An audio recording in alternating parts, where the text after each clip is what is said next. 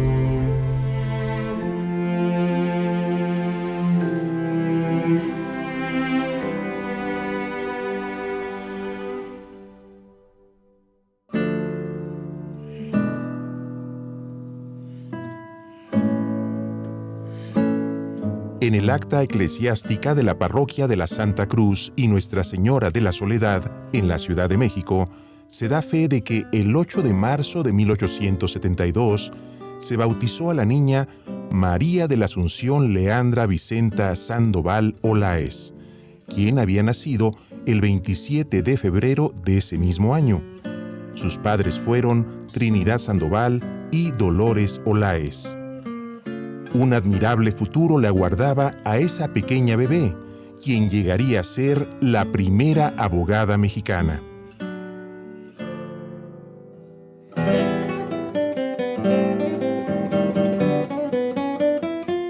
De orígenes humildes y huérfana de madre, poco se sabe de la infancia de María Asunción. Sin embargo, en su diario, que escribiría en el ocaso de su vida, hace mención al cariño de su padre y el apoyo que le brindó a lo largo de su camino hasta llegar a ser una de las primeras mujeres en lograr un título profesional en México.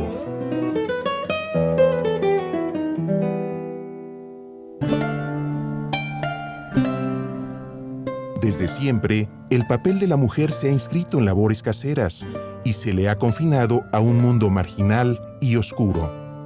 En México, la herencia novohispana acentuó el acotamiento al pensamiento, a las capacidades intelectuales y a la propia libertad de las mujeres.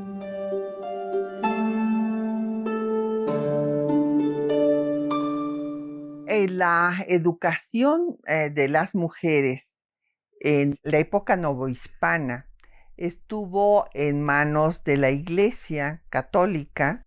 Fray Luis de León, por ejemplo, dice que la mujer no debe ser muy parlanchina porque eso puede desagradar al esposo, debe de caminar en silencio para no hacer mucho ruido, que el hombre era el que mandaba, la mujer la que obedecía, que el hombre era el que tenía el poder y ejercía todo lo que compete a la vida pública, y la mujer debía dedicarse a ser buena esposa, buena madre, a estar en el ámbito de lo privado.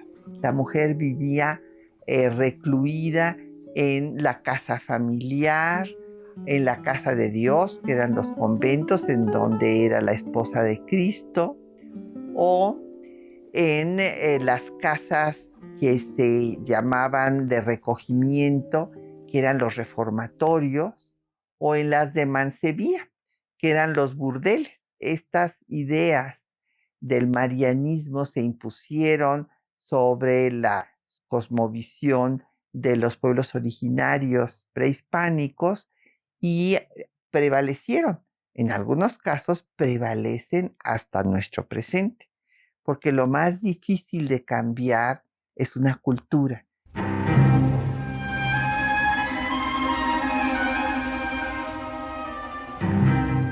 Desde los inicios del México independiente y a lo largo del siglo XIX, el país se vio envuelto en turbulentas y sangrientas guerras por el poder entre liberales y conservadores.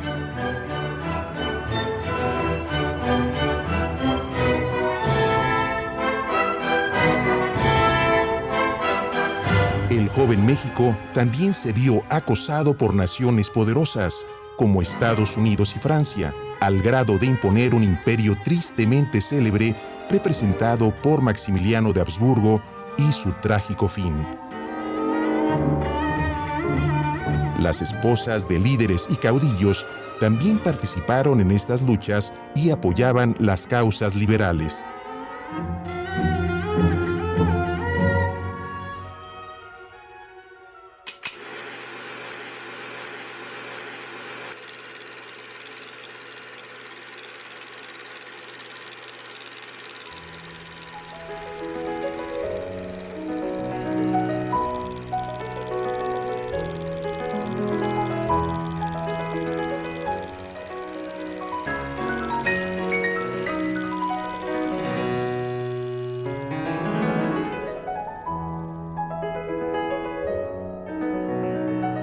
Hacia finales del siglo XIX se restablece la paz. Con las políticas de educación del Porfiriato representadas en la figura de Justo Sierra, se fomenta la educación superior y se permite el acceso a la mujer a estudios profesionales.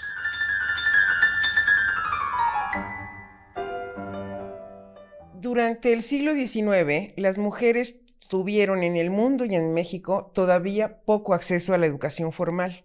En la época más importante, donde se crea la Escuela Nacional Preparatoria y empieza a tratar de fomentarse mayor educación en la población en México, las mujeres no asisten. Es casi 30 años después cuando por fin tienen oportunidad las primeras mujeres de ir a la preparatoria, y algunas de ellas son las primeras profesionistas.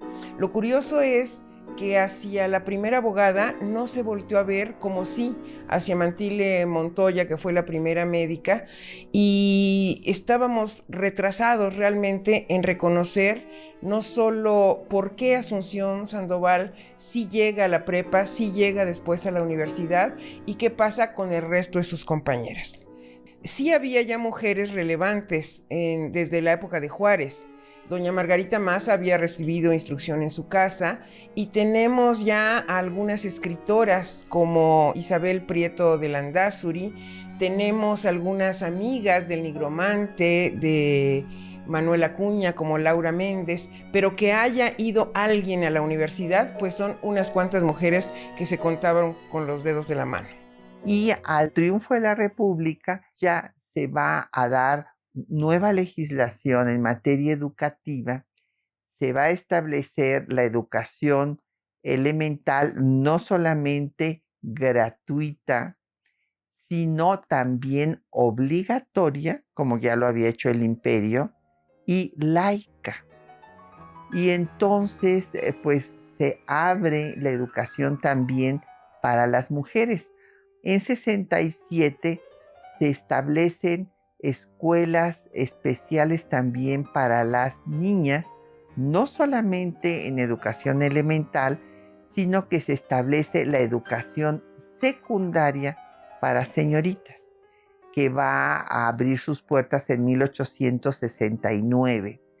Y es muy interesante el discurso de la directora, que era la maestra María Belén Méndez, que dice que es una revolución cultural lo que está sucediendo, porque por primera vez las mujeres van a tener acceso a una educación superior, porque se consideraba superior cuando ya se había cubierto la educación elemental o primaria.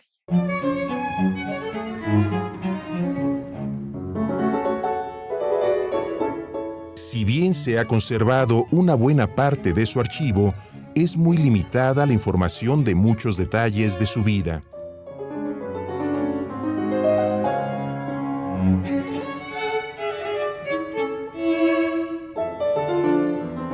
Gracias al resguardo familiar, se conserva el diario de María Asunción.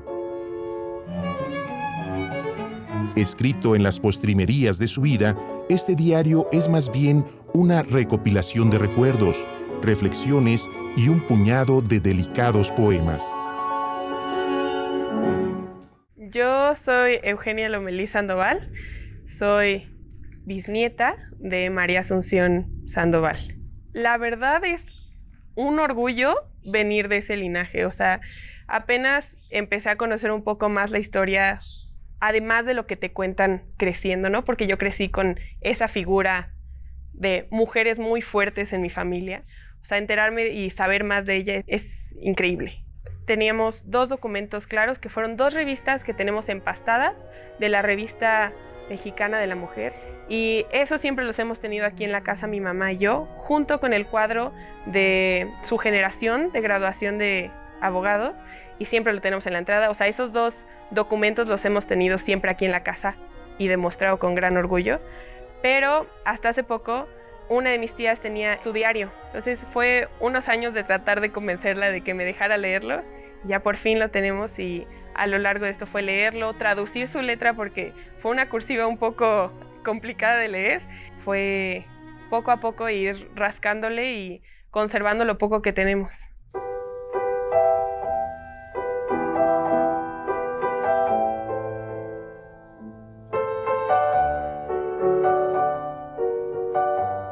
Cuatro décadas, un año, hace que brilló la luz, plena de amor y satisfacciones.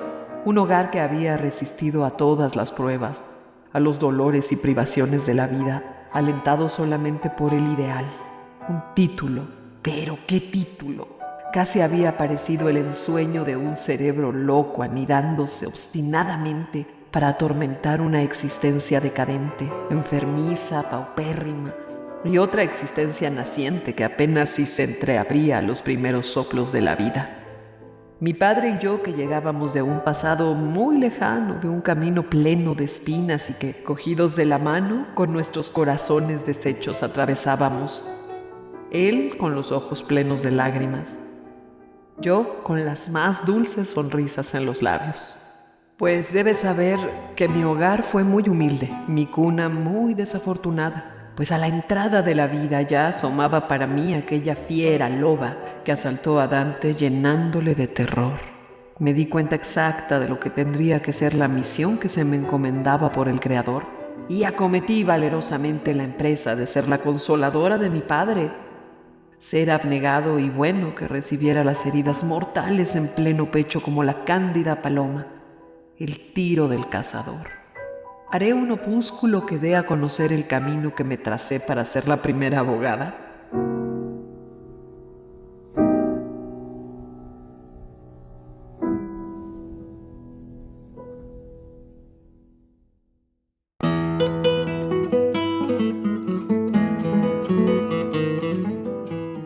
Desde mediados del siglo XIX, las voces de mujeres liberales intentan ser escuchadas. La búsqueda de igualdad de derechos continuaría hasta ya bien entrado el siglo XX.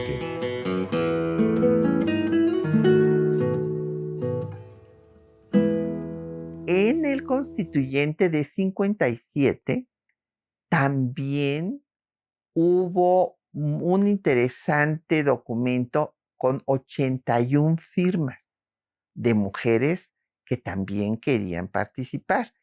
Y vale señalar que aun cuando ellos no se consideraban ni se utilizaba el término feminismo todavía aquí en México, sí en Francia, hubo inclusive hombres que estaban conscientes de que esta situación no era justa.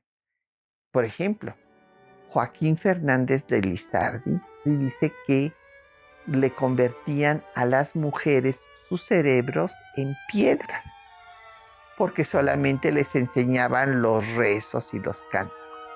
Otros hombres que vale la pena también mencionar, que tuvieron conciencia de esta injusticia, es Ignacio Ramírez, el nigromante, que habló de que no podía haber una constitución que desconociera los derechos de las mujeres e inclusive de la infancia. Y ahí hubo un debate que quiero citar porque me parece maravilloso, de un diputado, Antonio Escudero, que dijo que la mujer al casarse se convertía en una cosa. Y que esto, pues desde luego, él estaba protestando porque le parecía muy injusto. Es muy curioso que la historia que tenemos documentada es la historia del sufragio femenino y ellas no fueron ciudadanas. O sea, era una abogada, pero de alguna manera tenía restringida su propia acción porque el voto de las mujeres se dio hasta los 53 en el siglo XX muy entrado, aunque los movimientos estuvieron en su cúspide en la época de Lázaro Cárdenas. Pero no era ciudadana, finalmente es una mujer de segunda, sigue teniendo muchas restricciones, sobre todo en los estereotipos, en los roles, en las concepciones de que lo público era el espacio masculino y lo privado el espacio de la mujer, y la mujer que incursionaba en lo público era mal vista. Es muy interesante la figura de Carranza porque gracias a la influencia de Hermila Galindo también se promueve la ley de relaciones familiares y el divorcio en México, ya el divorcio con consecuencias totales, pero hay una mujer detrás que no es abogada, pero que está incidiendo en el cambio de las políticas públicas hacia las mujeres, y no hemos podido comprobar si se conocieron, Hermila Galindo y María Asunción Sandoval. Es muy probable que sí, porque México era muy pequeño. Después de la revolución, incluso la intelectualidad seguía siendo la misma. Del porfiriato pasó y seguían reuniéndose en casa de Justo Sierra, y Justo Sierra fue el impulsor de muchas mujeres, en especial de Laura Méndez de Cuenca. El caso de Vasconcelos tiene como un doble juego, porque en ocasiones impulsó a mujeres y en otras le puso obstáculos. Entonces sí tiene claroscuros. Yo podría decir que Carranza fue el primer presidente feminista de la historia de México.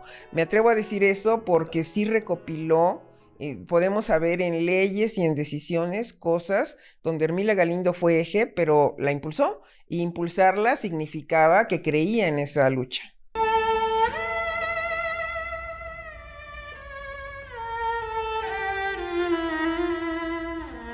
La trayectoria académica de María Asunción no fue nada sencilla. A contracorriente y con férrea voluntad, luchó una y otra vez, venciendo toda clase de adversidades.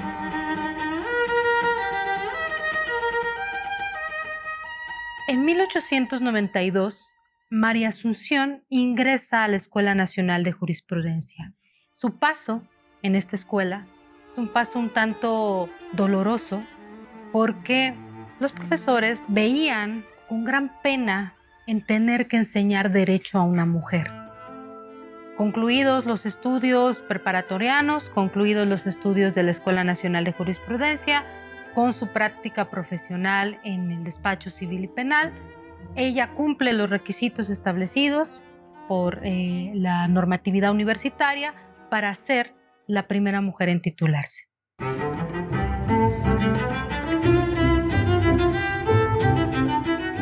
Finalmente, la tenaz María Asunción concluye sus estudios e inicia su carrera como la primera abogada de México. En su diario se refiere con emoción a ese trascendental día de su vida.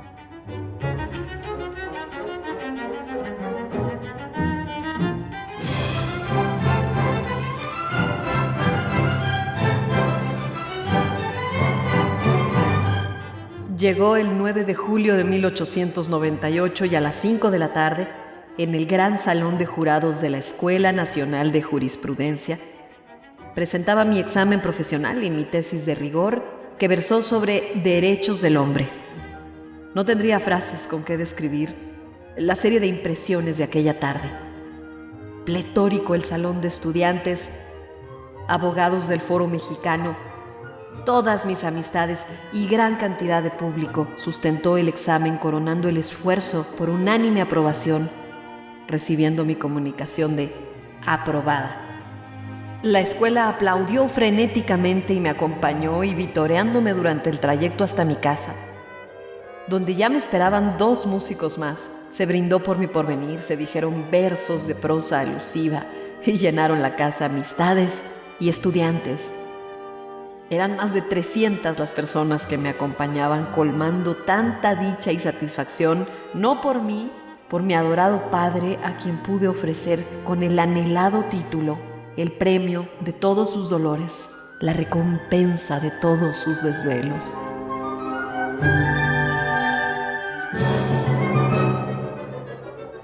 Cuando uno lee su expediente que está en el archivo histórico de nuestra Universidad Nacional, observa que era una alumna sobresaliente, le otorga una beca a Porfirio Díaz por medio del Ministerio de Instrucción Pública, y de esta manera ella logra terminar sus estudios. Ella logra ser la primera abogada gracias a esta beca que le otorga Porfirio Díaz, una beca de 150 pesos para que pudiera terminar esta carrera que inició en 1892.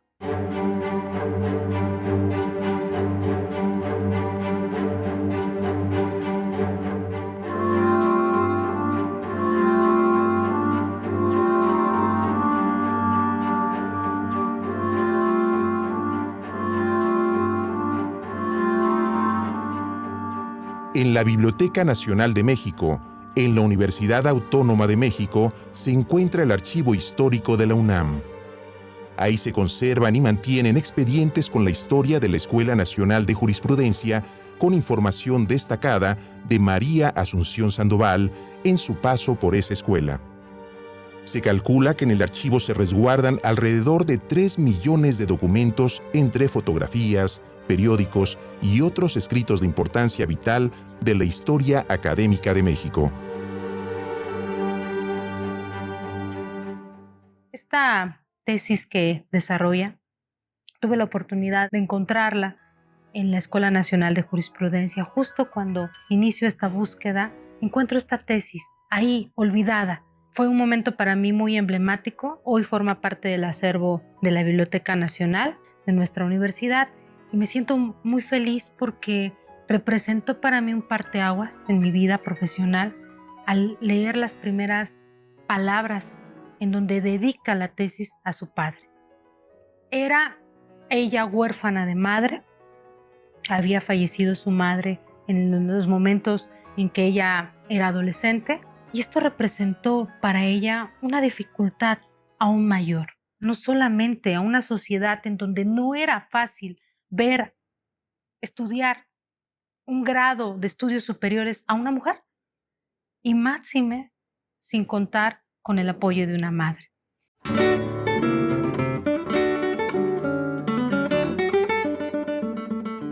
En la calle de la Santísima número 7, en el modesto despacho de la abogada, se celebró el 21 de noviembre de 1903 la ceremonia civil de la unión de María Asunción Sandoval y Rafael Zarco. En el acta se señala que la contrayente, de 31 años, es abogada de profesión.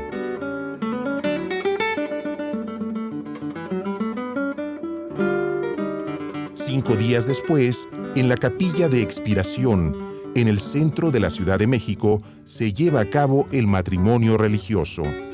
Hasta la fecha, no se ha localizado ninguna fotografía, no solo de la boda, tampoco de su familia cercana o de otros acontecimientos de su vida. A partir de ese momento, sería conocida como María Asunción Sandoval de Zarco. La pareja no pudo concebir hijos.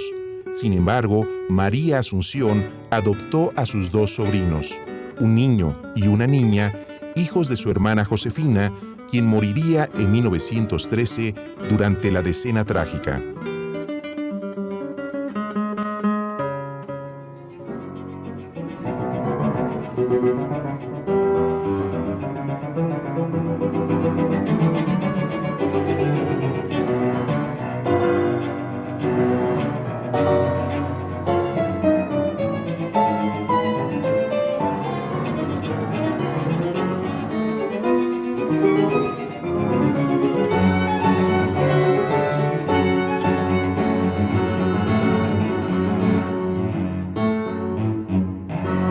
Mi abuela, María Asunción Sandoval, que después ya fue de Zarco, aunque realmente sería mi tía abuela.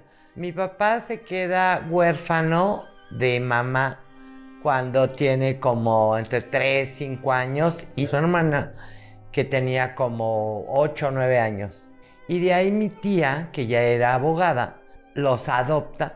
Ella los tiene que registrar, que suena muy fuerte en esta época, como hijos bastardos, pero la única forma de podérselos quitar a su hermano, que mi abuelo, que sí es abuelo de línea directa, pues le gustaba el trago y la hermana no estaba de acuerdo en que creciera unos niños así, ¿no? Y ya sin mamá. Entonces ella se da la tarea de educarlos. María Asunción cuidó a esos niños como propios, con enorme dedicación y cariño.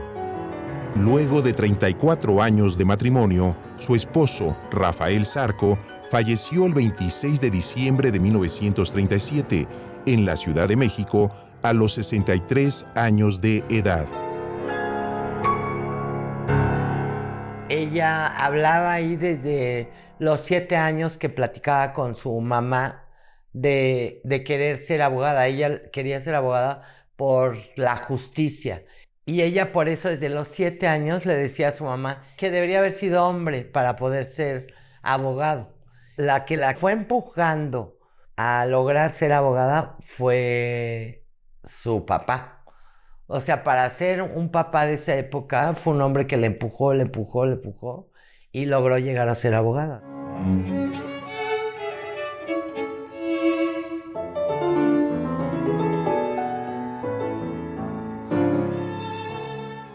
Pasarían 20 años desde la graduación de María Asunción Sandoval para que se recibiera en México otra mujer abogada.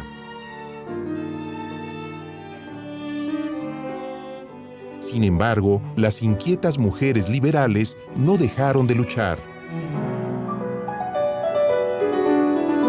Editaron revistas, participaron en debates políticos y otras actividades que pretendían hacer entrar en razón a la vieja clase patriarcal.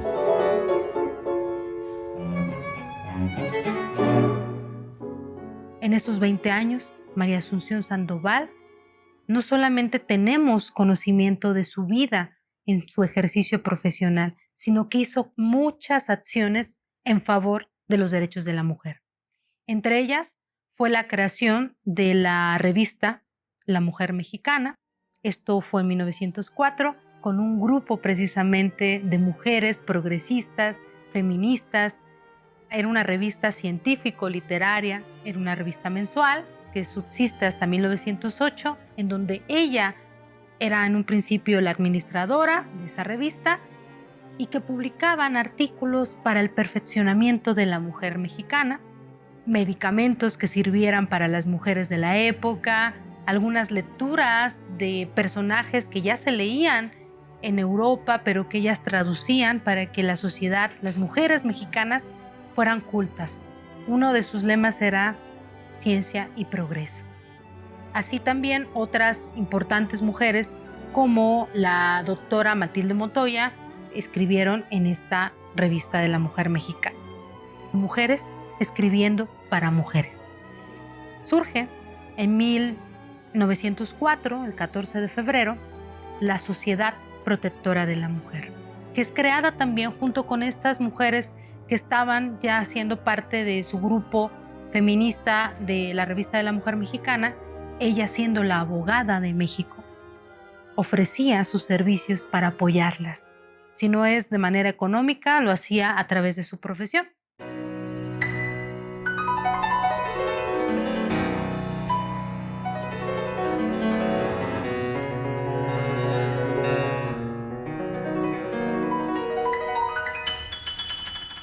Hay referencia muy importante de los litigios en los que ella participó, muchos de ellos defendiendo a las mujeres.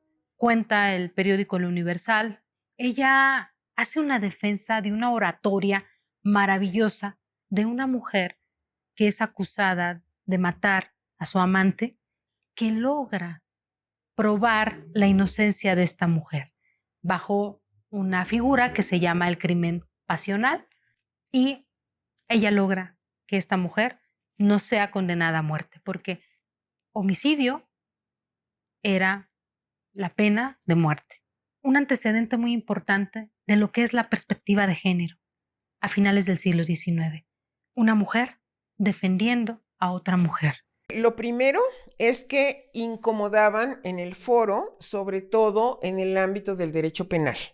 Lo que se decía es, bueno, si ya vamos a tener una abogada que se dedique al derecho familiar, porque la familia es más de la mujer, otra vez se repetían estos roles. Y en el caso de María Asunción Sandoval, que quiere estar litigando en materia penal y que sus primeros juicios van hacia allá, incomodaba porque incluso había cuestiones hasta entrado ya el siglo XX, donde profesores de derecho penal le pedían a las alumnas que salieran del aula cuando se iba a hablar de los delitos sexuales, porque no podían los castos oídos de ellas escuchar palabras que estaban fuera de la consideración para una mujer decente, ¿no? Entonces, imagínense, si eso se dio en los años 40 y hasta los 50, ¿qué habrá pasado cuando a finales del siglo XIX ella empieza ya a ejercer y en los primeros años del XX opta por el derecho penal? Como que hay derechos que estaban más cerca de las mujeres, el derecho familiar por los roles en la familia y el derecho laboral porque la lucha de las mujeres fue clave. Yo siento que siguen pesando mucho los estereotipos y los roles impuestos para decir qué le toca a las mujeres y cuál es el lugar de las mujeres, y donde no es su lugar, todo resulta adverso. Dicen que el final de sus días fue como que se amargó mucho, ¿no? Porque no tuvo una vida, pues, nada fácil, ¿no? Los contaba mi papá, que ella le contaba que muchos maestros decían que era una vergüenza darle clases a una mujer, que se regresara a atender a su papá o a su marido y que qué hacía en la escuela, ¿no? María Asunción nos deja un ejemplo bien claro a mí y a todas y a las que siguen, ¿no? Que tú proponte y sé tenaz y puedes hacer cosas muy grandes. Y está bien tener sueños diferentes a lo que las demás personas esperan de ti. Pero yo creo que es importante que se cuente sus logros, lo que ella logró con tan poco, en especial para que inspire a más mujeres. No solo abogadas, sino en todos los ámbitos como me ha inspirado a mí. Pues es que es un orgullo nada más venir de esta descendencia. Yo creo que es algo bellísimo y estoy eternamente orgullosa de ser su bisnieta. Por algo, igual ella quería ahora sí que salir un poco a la luz. ¿Cómo es posible que se sepa tanto de mujeres europeas, las primeras abogadas, en el otro, ahora sí que en el otro lado, y aquí en México no se sepa nada de alguien como mi abuela, ¿no? Se me hace muy padre y muy emocionante que estemos ahora sí que rescatando a la abuela y rescatando toda la información y todo lo que hizo, ¿no? Es una labor silenciosa que ha estado oculta mucho tiempo y que es importante que se dé a conocer su historia como referente histórico, pero también como una mujer que nos puede seguir enseñando muchísimo a las que actualmente estamos estudiando la carrera o que somos profesionistas en este ejercicio. Ayer conferencié largamente con el doctor y me anima a que me opere. Me ofrece atención y cuidados antes y después de operada. Pero hoy se presenta ante mi mente el siguiente raciocinio. Si quedo inútil para trabajar, como ya de hecho no trabajo, sería lo de menos. Pero si a mis muchas desgracias agrego la de ser una carga pesada en la vida, quién apetecería cargar esa cruz? Imponerla en favor de una anciana que lleva consigo todas las calamidades de una vejez achacosa y llena de amargura. Ya no tengo alma en que resistirlos. Ha llegado a su colmo el dolor. Me horroriza pensar que prolongaría mis desgracias y sufrimientos en caso de alcanzar medianamente un favorable resultado.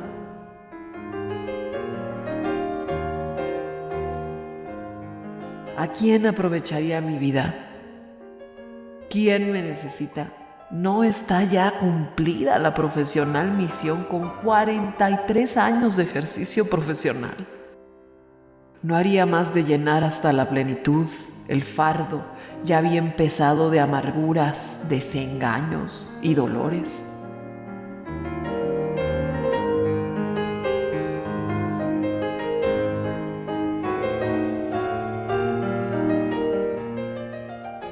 Víctima del cáncer, María Asunción Sandoval fallece el 29 de mayo de 1943 a los 68 años de edad. Se desconoce el sitio en donde descansan sus restos. Otra prueba más del abandono histórico de esta admirable mujer.